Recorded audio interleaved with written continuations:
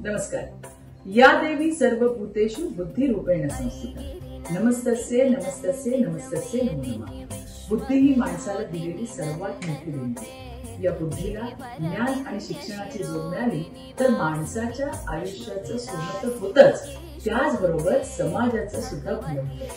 हा ज्ञानाचा परिसस्पर्श सर्वांनाच व्हायला हवा, विशेषतः आपल्या लाडक्या लेकींना. तिच्या शिक्षणाच्या आड आर्थिक परिस्थिती येऊ नये म्हणून राज्यातल्या लेकींच्या देवामामाने, राज्यातल्या भाच्यांच्या देवामामाने त्यांच्यासाठी सावित्रीचा वसा करून दिला. मुलींसाठी उच्च शिक्षण मोफत करून तिच्यासाठी ज्ञानाची कवाडं उघडली. आता त्यांना कुठली स्वप्न महाग वाटणार नाही याची खात्री त्यांच्या लाडक्या देवामामांनी केली.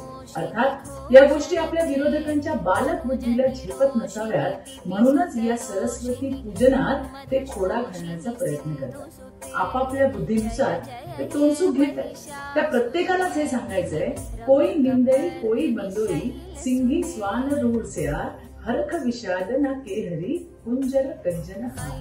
तुम्ही काहीही केलं तरी या सरस्वती पूजनात आता खंड पडणार नाही, कारण ती शक्ती, ती आदिमाया आपल्या देवाभाऊंच्या पाठीशी भक्कमपणे उभी आहे. जय माता दी.